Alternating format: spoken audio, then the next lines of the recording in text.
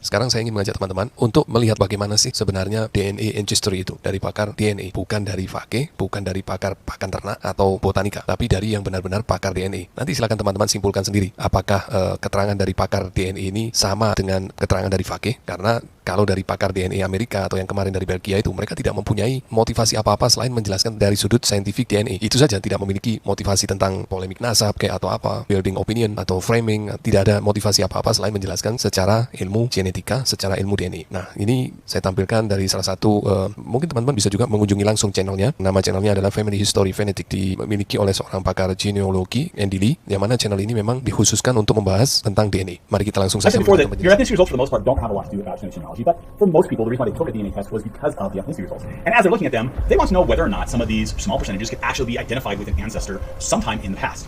So hypothetically, let's take a look at how far back in time we would need to go for a certain percentage. Well, on average, we know that we get 50% of our DNA from our parents, and that has, again, each generation going back. So from this, we can start to build a chart. And in this chart here, what it's showing is it's showing, first off, how many generations back, what percentage of DNA, which is just having each generation, and then that relationship. So we start with our parents and grandparents, go up to great-grandparents, all the way to 6 great-grandparents and 8 generations back.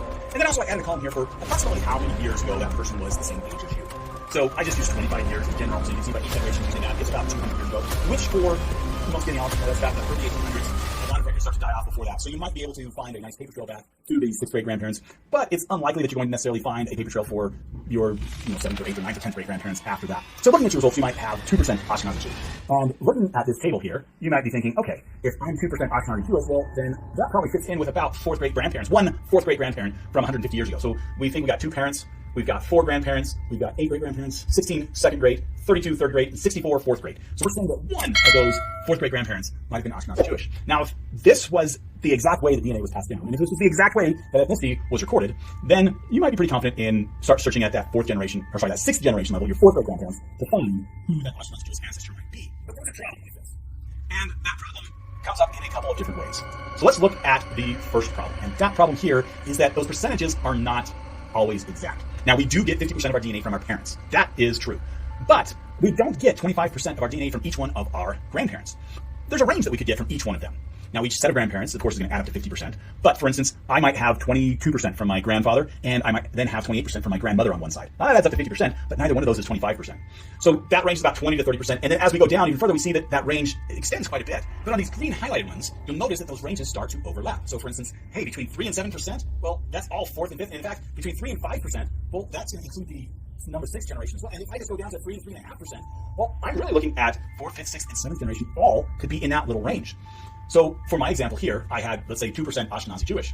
Well, that 2% could be this 5th generation, it could be the 6th generation, it could be the 7th generation, or it could be this 8th generation. So whereas before I was saying, I need to look at 4th great-grandparents, look at 7th great-grandparents, which there's 32 of them. I just need to look at my 5th great-grandparents, which is 128, and my 6th great-grandparents, which is 256. So you can see here, just by having these little ranges, the number of potential people that this one ancestor could be has ballooned into quite a number. And honestly, that's, several hundred people you're going to have to research in order to figure out whether or not one of them was this little bit of ancestry. So that's the first problem that we see with this table. Before we continue, if you are enjoying this content, there are many ways where you can help us out. In the description below are links to our website, to the show notes, as well as free guides. But the most important thing that you can do is click on that like button, share, and leave a comment. We continue to grow thanks to viewers like you. Now, the second problem has to do with this approximate years. Now, this is the amount of time between generations. Now, before, on my previous table, I just used 25. And that's a nice average, but your family's probably not average, just like my family's probably not average. It may be that that generation was shorter, or it may be that it was quite a bit longer. So for instance, this approximate years really could be for parents, 20 to 40 years ago, depending on when you were born. I happen to have been born when my parents were about 25, 26 or so, but I look at our youngest child in my family, and he was born when I think both of us were into our 30s. So the generations can vary quite a bit over time. Now that is just going to compound itself. Maybe you had a string of people who had children very young, or you had a string of people who had children very old. What this does is, as we get down here, before we could get to 8 generations in 200 years. Now we are at 200 years by the 5th generation. So the 6th generation could be a lot more than 200 years, 240 years. That's for the United States. That's when the United States was founded. You keep going back to the 8th generation, you're talking 320 years. So if you think finding records 200 years ago is difficult, add another 100 and 120 years to that and see how difficult finding records is for that time period. Now I know in some places like my ancestors in the UK, because of the church records, there's church records back for 400 years or so, which is nice. However, one thing that you'll notice is as those records get older and older, there's less and less information on them. So for instance, 320 years ago would be 1700. So if we're looking at the 1600s to the early 1700s, a lot of those records only list a first name of the father, and sometimes not even a first name of the mother, and the first name of the child, and then a surname. Marriage records in many cases wouldn't even list the surname of the mother all the time.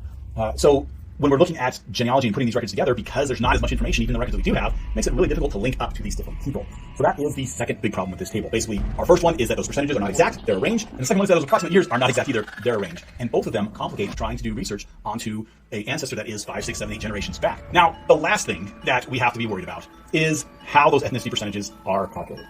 And for this, I can only just say that we always have to remember that we have 2 chromosomes.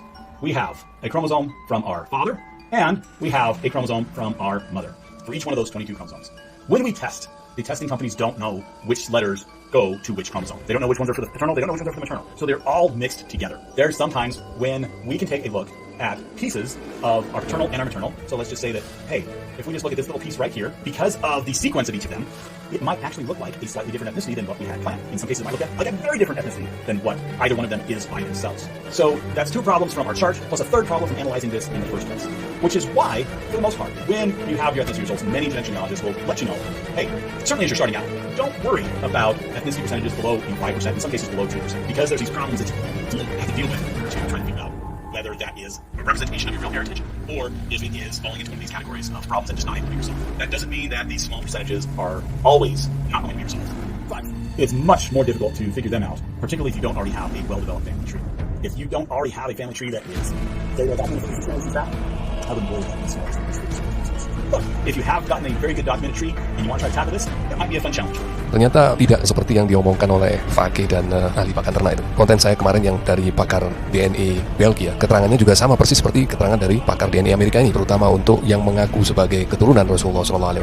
Tidak ada sampel pembandingnya. Yang ada sampel pembandingnya adalah dari orang yang dianggap nasabnya soheh, dia yang diambil sampelnya. Kemudian setiap orang yang mengaku sebagai keturunan Rasulullah, baik itu dari jalur Al-Hasani maupun Al-Husaini, mereka harus match dengan orang yang ini, yang diambil sampelnya. Jadi pembandingnya itu. Nah, dari situlah mereka lompat ke tahun sebelumnya. Seperti di tabel berikut ini, setelah 6 generasi, itu kemungkinan kita hanya mewarisi 0,2% sampai 5% DNA dari leluhur kita. Dan makin ke bawah makin sedikit. Generasi ke-8 ya sekitar 0% sampai 2,7% aja. Dan itu kalau diperkirakan tahunnya antara 160 sampai 320 tahun ke belakang. Ya sekitar tahun 1700 Masehi lah. Itu DNA yang masih bisa kita warisi. Makin sedikit prosentase DNA yang kita warisi, tentu akan semakin menyulitkan analisa mengenai siapa leluhur kita berdasarkan analisa DNA. Katakan ini sebagai analisa karena sampel pembandingnya tidak ada, sehingga kesimpulan dari siapa leluhur, etnisitas dan lain-lain itu hanya berdasarkan analisa, bukan pembuktian saintifik. Jadi kesimpulannya bahwa memang untuk DNA ancestry ini memang setelah 7, 8, 9 generasi ke atas memang sulit sekali untuk disimpulkan siapa leluhur kita yang sebenarnya bila tidak ada sampel pembanding dari leluhur kita itu sendiri, sehingga data yang kita terima adalah hanya berdasarkan analisa saja, bukan berdasarkan pembuktian saintifik. Saya kira keterangan yang disampaikan oleh pakar DNA tadi sudah cukup jelas. Anda bisa kunjungi channelnya di Family History Fanatic. Ini channel yang memang spesialis membahas tentang DNA. Oke, itu yang bisa saya sampaikan pada kesempatan kali ini. Semoga bermanfaat. Wabillahi taufiq wal hidayah. Wal afu minkum. Wassalamualaikum warahmatullahi wabarakatuh.